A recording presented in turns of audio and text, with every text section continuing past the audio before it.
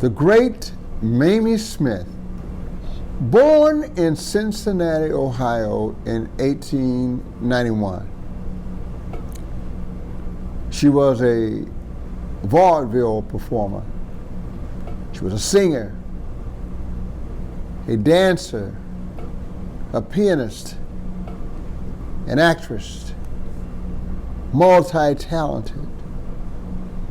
She started performing at age 10 with an all-white group as a featured singer. Unheard of. This would have been 1901. And she did that for several years. And then she went on broad vaudeville tours around the country. Somewhere around 1920, a company called OK Records decided that they were going to break the color line and actually record a black person. This has not been done in this country. And as soon as the word got out, OK Records was threatened from the North and the South.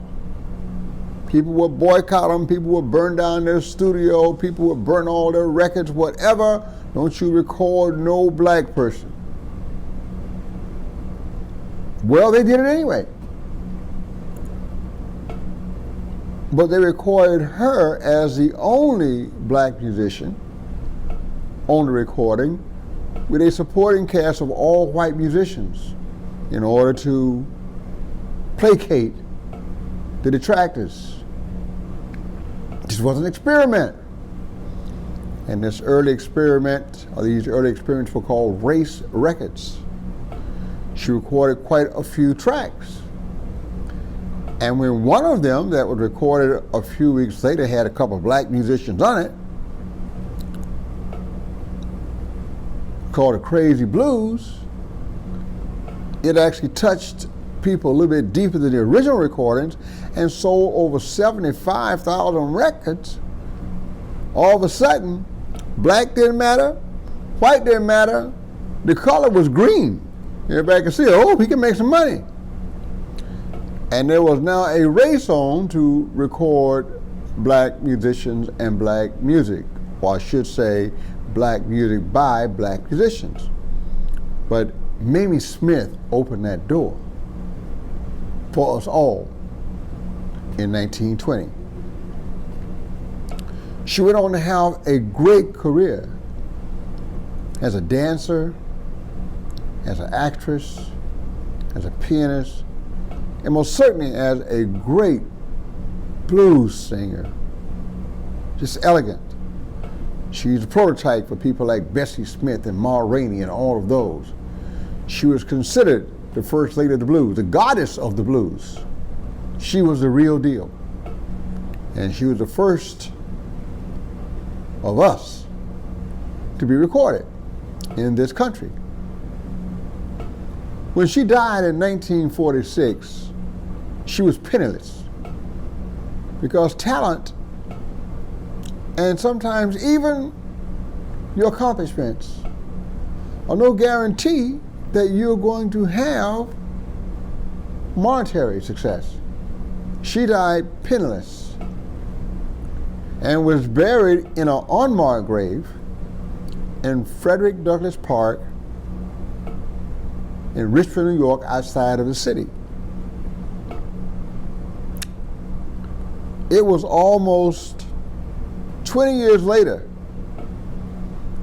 that a group of musicians from a small town in West Germany decided that that was too mean and too degrading for the elegance of Miss Smith.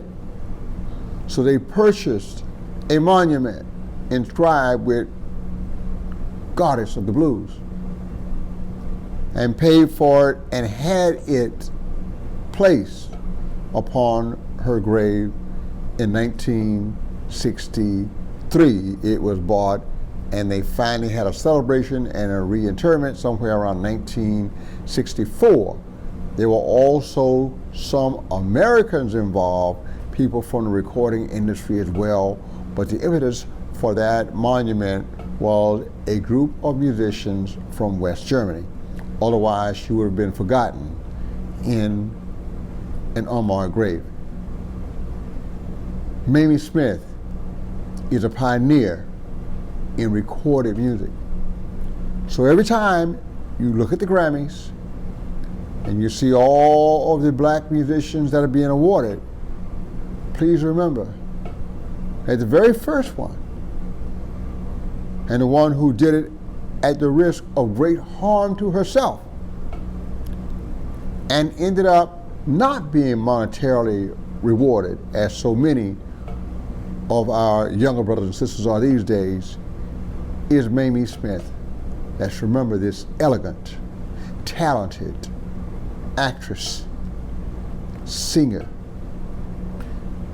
pianist, great singer, and legend in the world of music. Maime Smith, Cincinnati, Ohio, 1891 to 1946. Thank you.